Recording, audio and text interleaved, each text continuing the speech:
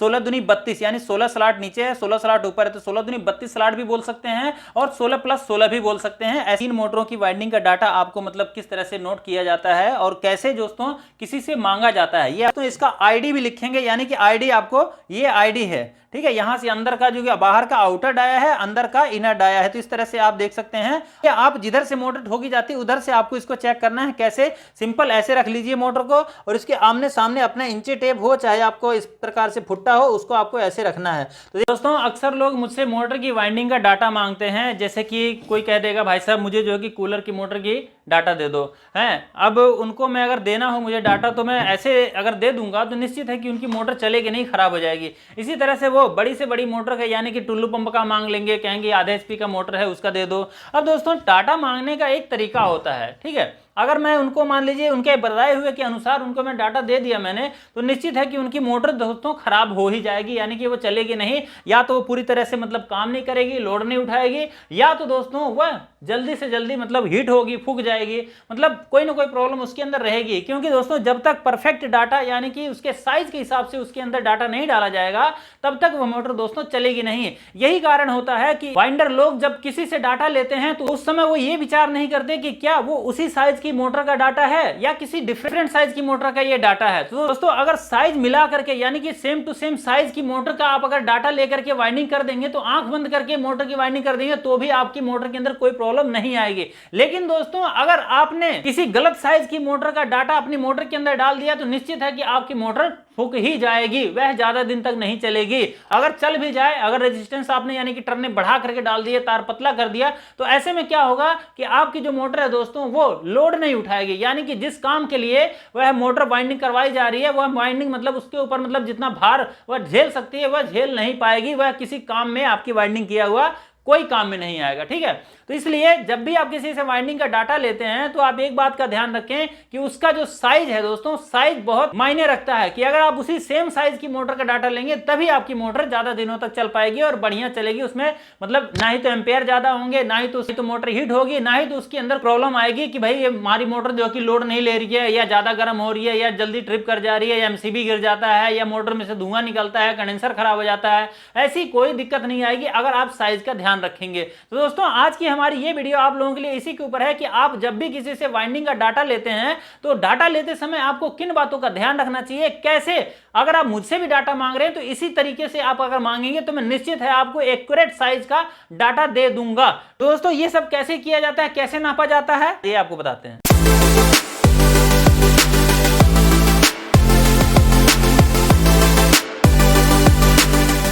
जैसे कि आज हम 3 मोटरों की वाइंडिंग का डाटा आपको मतलब किस तरह से नोट किया जाता है और कैसे दोस्तों किसी से मांगा जाता है। ये दोस्तों सबसे पहले हम फैन की बात करते हैं। जैसे कि फैन की मोटर होती है कुछ इस तरह से होती है, सीलिंग फैन की जो होती है हमारी मोटर, तो इस प्रकार से होती है वो। तो देख सकते हैं ये इसमें इसका डाटा नोट करने के लिए और या किसी से मांगने के लिए आपको ज्यादा कुछ बताने की जरूरत नहीं है। सिंपल आप इसका स्लॉट बता दीजिए, यानी कि यहाँ से लेकर के यहाँ से यहाँ तक आप गिरेंगे हैं और यहाँ से लेकर के यहाँ पे टोटल भी आप बता सकते हैं और अलग अलग भी आप बता सकते हैं। यानी कि जैसे कि ये 16 दूनी 32 यानी 16 स्लॉट नीचे है 16 स्लॉट ऊपर है, तो 16 दूनी 32 स्लॉट भी बोल सकते हैं और 16 प्लस 16 भी बोल सकते हैं। ऐसे करके आप किसी से डाटा मांग सकते हैं कि भाई 16 प्लस 16, और उसके साथ ही आपको बताना होगा कि ये कितने mm का है। यहां से है इसको नापने के लिए आप इस तरह से इंची टेप ले सकते हैं, वर्नियर भी ले सकते हैं। इसको सिंपल आप इस तरह से रख करके आप देख सकते हैं कि कितने mm है। तो इसको देखने के लिए आपको देख सकते हैं जैसे कि ये वाली जो लाइन है फुट्टे के अंदर, ये है, ये फुट्टे के अंदर जो लाइन होती है ये mm में होती है, यानी कि यहां तक आ गए आप 10 mm में हो गया और यहां तक आ गया आपका 20 mm हो गया, ठीक है। तो इस तरह से दोस्तों आप इसके ऊपर ऐसे रखेंगे तो आपको पता चल जाएगा कि कितने mm की ये है। तो देख सकते हैं ये आपका 22 mm आ रहा है, लेकिन दोस्तों ये मोटर के अंदर इस स्टैंपिंग के अंदर ये जंग लग गया है, इस वजह से ये मतलब फूल गई है। तो इसके अंदर मान लीजिए ऐसे 22 mm आ रहा है, तो उसको अगर फूला हुआ दिखता है तो आप उसको थोड़ा सा ऐसे दबा देंगे तो सही शेप में आ जाएगा, सही साइज में आ जाएगा। देख सकते हैं ये 20 mm की स्टैंपिंग है। तो इसका अगर आपको डाटा लेना है किसी से तो सिंपल बता दीजिए। मान लीजिए कि इसका एग्जाम्पल ग्रुप में हम रखते हैं तो इसको आपको बताना पड़ेगा कि 16 प्लस 16 है और mm अगर आप बताएंगे तो 20 mm की ये स्टैंपिंग है, ठीक है। इसका डाटा आप सिंपल इतना ही बोल करके किसी से लेना हो तो ले सकते हैं और हमसे भी अगर आपको लेना हो तो हमसे भी ले सकते हैं। इसी तरह से दोस्तों अगर आपको कूलर की मोटर का डाटा लेना है हमसे, जैसे आपके पास में कोई मोटर कूलर की फूक करके आती है तो उसका आपको पहले साइज लिखना है। साइज कैसे लिखना है इसका दोस्तों आपको लिखना है सबसे पहले कि मतलब ये किस चीज की मोटर है, ठीक है। तो इसको लिख लेना है आपको पहले कूलर, ठीक है, कूलर की मोटर लिख लेना है, कूलर की मोटर है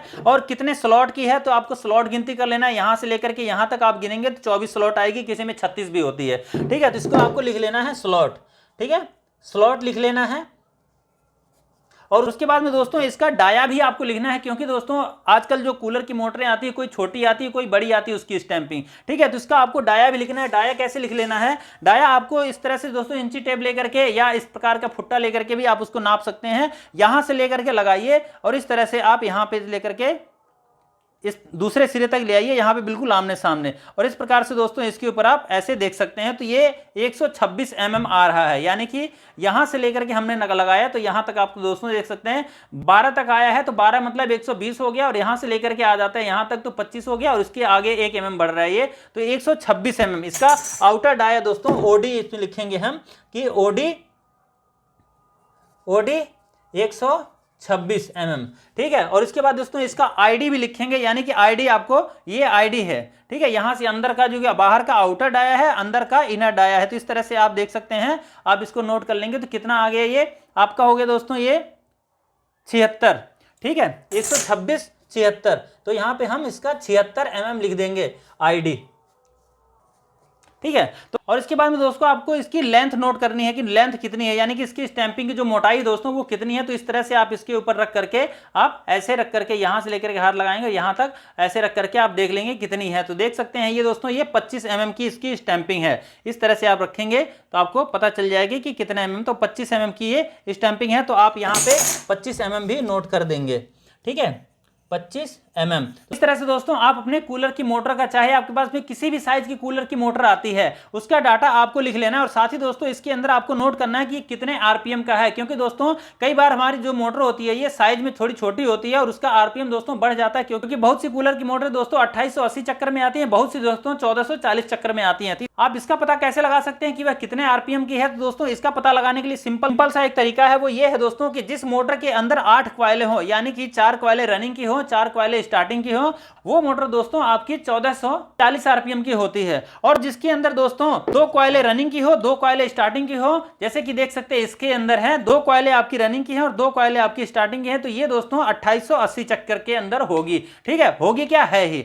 तो इस तरह से आप इसका पता लगा सकते हैं। और बाकी जिस मोटर के अंदर दोस्तों हर स्लॉट के अंदर कॉइल पड़ा हुआ है, हर स्लॉट के अंदर, यानी कि उसमें से जंपर नहीं मारा गया कि भैया एक स्लॉट छोड़ करके दूसरे में डाल दिया, इसके अंदर कितना आरपीएम होता है दोस्तों, ये इसके विषय में हम फिर कभी आपको बता देंगे कि इसका आरपीएम कैसे निकाला जाता है। ठीक है, तो दोस्तों इस प्रकार से हम कूलर की मोटर का वाइंडिंग डाटा नोट कर लेते हैं। और दोस्तों अब बारी आती है कि जो बड़ी मोटर हमारे पास आती है एचपी वाली, यानी कि जैसे कि आधे एचपी की मोटर है ये, तो इसका डाटा हमें नोट करना है या किसी से लेना है, तो उसको हम कैसे ले सकते हैं। तो इसका डाटा लेने के लिए आपको तो सबसे पहले ये नोट करना है कि ये कितने एचपी की मोटर है, यानी कि इसमें जैसे कि मैं आपको एग्जांपल के रूप में बता दूं तो दोस्तों ये मोटर दोस्तों 0.5 एचपी की है, तो यहां पे हम 0.5 एचपी नोट कर लेंगे।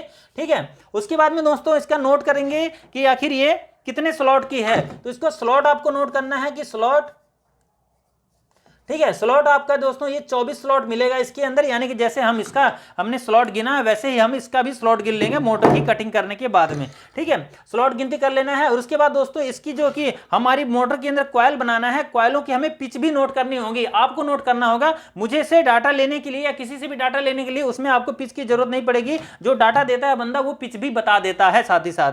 बाकी आप जब डाटा नोट करते हैं तो स्लॉट भी साथ ही साथ लिख दें, नहीं तो आपको बाइंडिंग करते समय कंफ्यूजन हो जाएगी कि कितना छोड़ करके कौन सी स्लॉट में मुझे डालना है। तो आपको पिच लिखना है, खुद लिखते हैं तो। और उसके बाद में दोस्तों आपको इसका आउटर डाया और इनर डाया लिखना है, नोट करना है। ठीक है, तो इनर डाया आउटर डाया कैसे लिखते हैं दोस्तों, जैसे हमने आपको इसके अंदर बताया है वैसे ही आप इसका भी outer dia inner dia note कर सकते हैं।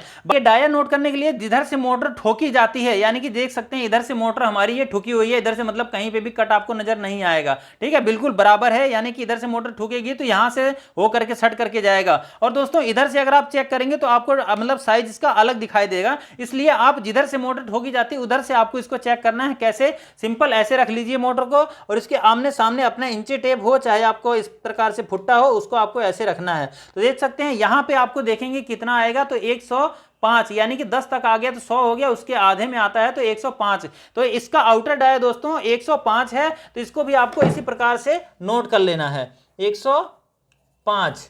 ठीक है, और इनर डाया आप नोट करेंगे तो आपको इस तरह से आप नोट कर सकते हैं। बाकी कोई तार का टुकड़ा लेकर के आमने सामने रख करके नोट कर सकते हैं। और ऐसे अगर आपको अंदाजा मिल जाए कि भैया कितने का होगा, तो आप देखेंगे ये आपको 54 मिलेगा। ठीक है, यानी कि 55 नहीं बल्कि 54 ही होगा ये।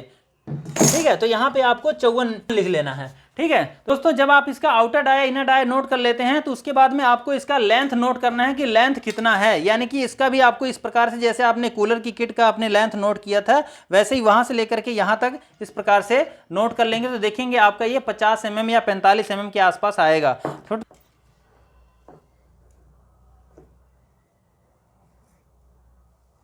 ये वाली मोटर दोस्तों ये 45 mm की है, यहां तक आ रही है। तो ये 50 mm नहीं है बल्कि ये 45 mm इसकी लेंथ है। ठीक है, तो इसका लेंथ नोट करेंगे दोस्तों, तो ये 45 mm। ठीक है, इस तरह से दोस्तों आप इसका डाटा अगर मेरे से भी पूछना चाहते हैं तो आप मुझसे पूछ सकते हैं।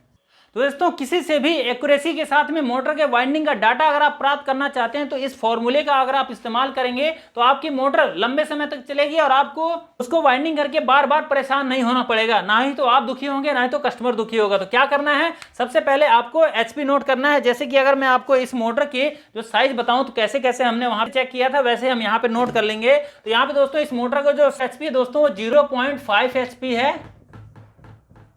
ठीक है, और इसकी अगर आरपीएम की बात करें दोस्तों, 4 कॉइलें डली हुई है, 2 रनिंग की 2 स्टार्टिंग की, तो इसकी जो आरपीएम होगी दोस्तों वो 2880 आरपीएम की मोटर है ये।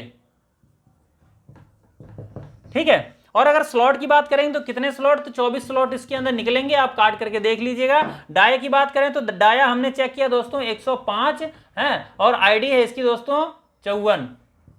ठीक है, तो 105 54 यानी कि ओडी इसकी 105 है, आईडी इसकी 54 है। और लेंथ की बात करें तो लेंथ हमने नोट किया दोस्तों, ये आपका 45 mm आ रहा था। ठीक है, तो दोस्तों इस प्रकार से आप भी किसी भी मोटर का अगर डाटा प्राप्त करना चाहते हैं तो ऐसे ही आप प्राप्त कीजिए। बाकी अगर आपको सीलिंग फैन की अगर डाटा चाहिए तो इसके अंदर आपको सिंपल केवल आपको इसकी लेंथ यानी कि इसकी मोटाई बतानी है, और इसकी कितने स्लॉट हैं, यानी कि 16+16 है या 14+14 है या 12+12 है, या 14 दूनी 28 भी बता सकते हैं, 32 भी बता सकते हैं, 24 भी बता सकते हैं। कुछ भी बता देंगे तो भी आपको मिल जाएगा। और दोस्तों अगर आप किसी कूलर मोटर की मतलब वाइंडिंग डाटा चाहते हैं, चाहे छोटी मोटर है चाहे बड़ी मोटर है, 2800 आरपीएम की है, किसी की भी है, तो इसके अंदर आपको केवल उसका आरपीएम बताना पड़ेगा, इसकी जो कि लेंथ है कितनी है ये बताना पड़ेगा, और दोस्तों ये कितने स्लॉट का है ये आपको बताना पड़ेगा। इतने से ही आपको इस कूलर की मोटर का डाटा मिल जाएगा। और अगर आपको टेबल फैन का डाटा चाहिए तो वो भी आपको इसी तरह से बता देना है। उसके अंदर आपको एचपी बताने की जरूरत नहीं है, बस आरपीएम बताने की जरूरत है, कितने आरपीएम की वो मोटर लगी हुई है उसमें। इस तरह से दोस्तों आप मुझसे डाटा लेना चाहते हो तो मुझसे भी ले सकते हैं, किसी और से लेना चाहें तो किसी और से भी ले सकते हैं। एक्यूरेसी के साथ में आपकी मोटर वाइंडिंग होगी, कभी उसके अंदर प्रॉब्लम नहीं आएगी। चलिए मिलते हैं नेक्स्ट वीडियो में, तब तक के लिए नमस्कार, जय श्री राम।